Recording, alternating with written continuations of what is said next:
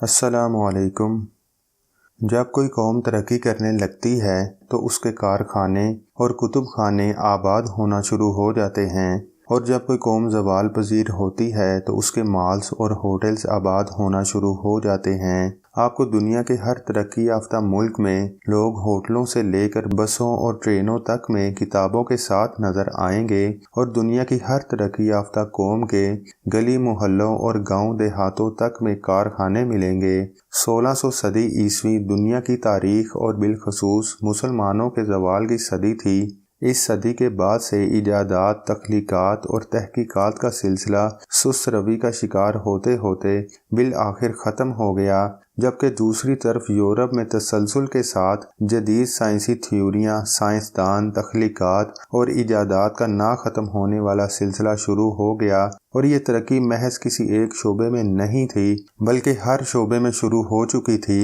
1600 صدی عیسوی میں ہونے والی ایجادات میں 1608 میں ٹیلیسکوپ ایجاد ہوا، 1620 میں سب میرین، 1624 میں سلائڈ رول، 1629 میں سٹیم ٹربائن، 1636 میں مائکرو میٹر، 1642 میں بلیس پاسکل نے ایڈنگ مشین ایجاد کی، 1643 میں بیرو میٹر، 1650 میں ایئر پمپ، 1663 میں جدید ٹیلیسکوپ، 1674 میں اینٹن وین نے بیکٹیریا دیکھنے کا آلہ ایجاد کیا، اور 1675 میں پاکٹ واچ، 1879 میں ایڈیسن نے بلب ایجاد کر دیا، ریڈیو 1899 میں ایجاد ہوا، ٹیلی فون 1876 میں ایجاد کیا گیا، جبکہ 1979 میں پریشر کوکر ایجاد ہوا۔ اس سے پہلے اور اس کے بعد بے تحاشا ایجادات اور تھیوریاں ہیں جو مسلسل یورپ اور امریکہ کی طرف سے آتی رہیں۔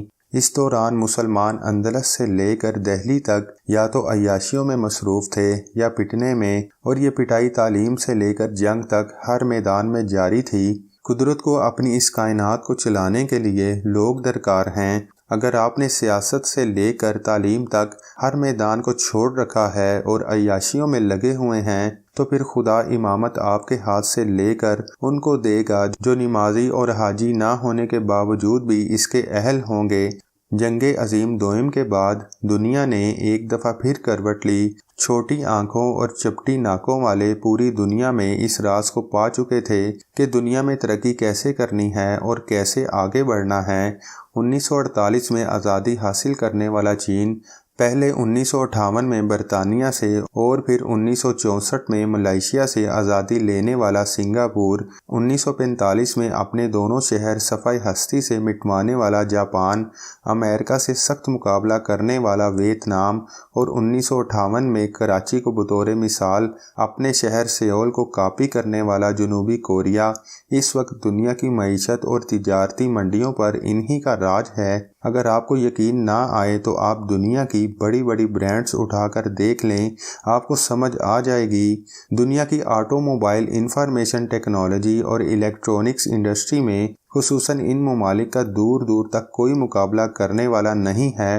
Toyota, Daihatsu, Datsun, Hino, Honda, Suzuki, Kawasaki, Lexus, Mazda, Mitsubishi, Nissan, Isuzu اور یاماہا، یہ تمام برانڈز جاپان کی ہیں، جبکہ شیورلیٹ، ہونڈائی اور ڈیوو جنوبی کوریا بناتا ہے۔ آپ اندازہ کریں اس کے بعد دنیا میں آٹو موبائلز رہ کیا جاتی ہیں۔ آئی ٹی اور الیکٹرونکس مارکیٹ کا حال یہ ہے کہ سونی سے لے کر کینن کیمرے تک سب کچھ جاپان کے پاس سے آتا ہے۔ ایل جی اور سیمسنگ جنوبی کوریا سپلائی کرتا ہے۔ 2014 میں سیمسنگ کا ریونیو $305 بلین تھا۔ ایسر لیپ ٹاپ تائیوان بنا کر بیچتا ہے، جبکہ ویتنام جیسا ملک بھی ویتنام ہیلی کاپٹرز کارپوریشن کے نام سے اپنے ہیلی کاپٹرز اور جہاز بنا رہا ہے۔ محض ہوا، دھوپ اور پانی رکھنے والا سنگاپور ساری دنیا کی آنکھوں کو خیرہ کر رہا ہے، اور کیلیفورنیا میں تعمیر ہونے والا ہاسپٹل بھی چین سے اپنے آلات منگوا رہا ہے۔ خدا کو یاد کرنے کے لیے تسبیح اور جائے نماز تک ہم خدا کو نہ ماننے والوں سے خریدنے پر مجبور ہیں۔ دنیا کے تعلیمی نظاموں میں پہلے نمبر پر فن لینڈ، جبکہ دوسرے نمبر پر جاپان اور تیسرے نمبر پر جنوبی کوریا ہے۔ انہوں نے اپنی نئی نسل کو ڈگریوں کے پیچھے بھگانے کے بجائے انہیں ٹیکنیکل کرنا شروع کر دیا ہے۔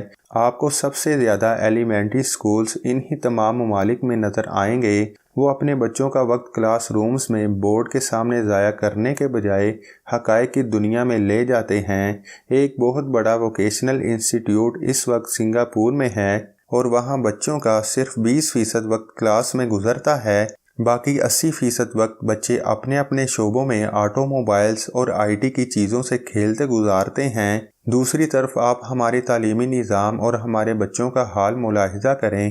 آپ دل پر ہاتھ رکھ کر بتائیں، BA، BCom، MCom، BBA، MBA، engineering کے سینکڑوں شعبہ جات میں بے تحاشا ڈگریاں اور اس کے علاوہ 4 سال تک کلاس رومز میں GP کے لیے خوار ہوتے لڑکے لڑکیاں کون سا تیر مار رہے ہیں۔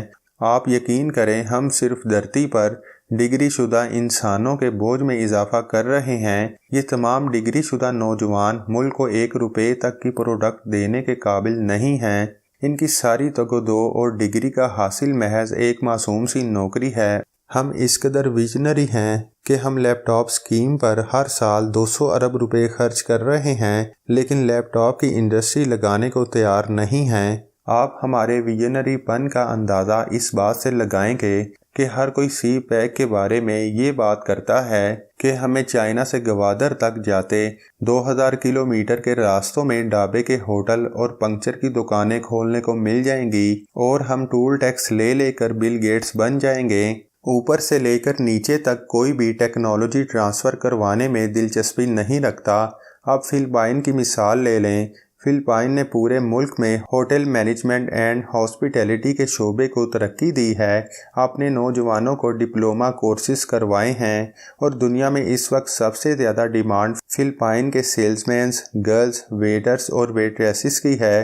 حتیٰ کہ ہمارا پڑوسی ملک بھارت تک ان تمام شعبوں میں بہت آگے جا چکا ہے۔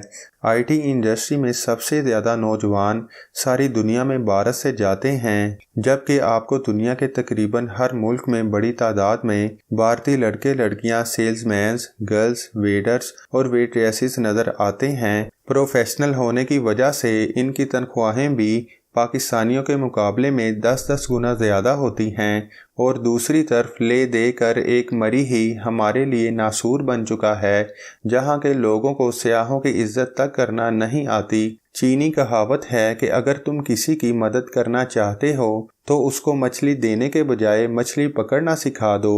چینیوں کو تو یہ بات سمجھ آ گئی ہے، کاش ہمارے بھی سمجھ جائیں۔ حضرت علی رضی اللہ عنہ نے فرمایا تھا کہ ہنرمند آدمی کبھی بھوکا نہیں رہتا۔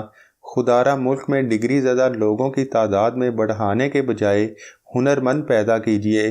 دنیا کے اتنے بڑے ہیومن ریسورس کی اس طرح بے قدری کا جو انجام ہونا تھا وہ ہمارے سامنے ہی ہے۔ آج کی ویڈیو بس یہیں تک تھی۔ اگر آپ کو یہ ویڈیو پسند آئی ہے تو لائک اور شیئر کریں، اور ہمارے چینل معلومات کا سفر کو سبسکرائب کریں۔ آپ کا بہت شکریہ۔ اللہ حافظ۔